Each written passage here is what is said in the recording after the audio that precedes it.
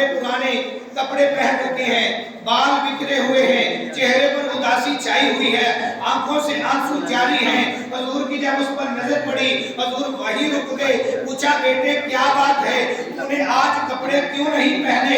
اس نے عرض کی میرا پہنانے والا ہی کوئی نہیں، میں یتیم ہوں، میں عید کی خوشیاں کیسے مناؤں؟ میرے ماں باپ شہید ہو گئے ہیں۔ اس کی درد بھری گفتگو سن کر آقا کریم علیہ السلام کی آنکھوں سے آنسو جاری ہو گئے، یتیم کو گھر لے آئے۔ اللہ اکبر، جس کا بری دنیا میں کوئی بھی نہیں،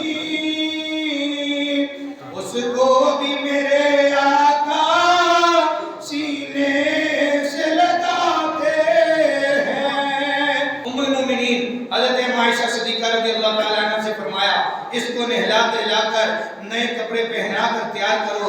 جب وہ تیار ہو گیا تو فرمایا بیٹے آج سے میں تیرا باپ ہوں، عائشہ تیری ماں ہے، فاطمہ الزہرا تیری بہن ہے۔ سرکار باہر نکلے تو اس یتیم کو گود میں اٹھا لیا، حضرت امام حسن اور حضرت امام حسین کو ساتھ لے لیا۔ جس وقت محلے کے بچوں نے دیکھا کہ آج یتیم حضور کی گود میں ہے، کہنے لگے کاش ہم بھی یتیم ہوتے تاکہ آج حضور کی گود میں ہوتے۔ یتیم آپ کو اگر کچھ دے نہیں سکتے تو اس کے سر پر پیار سے ہاتھ ہی پھیر دیا کرے۔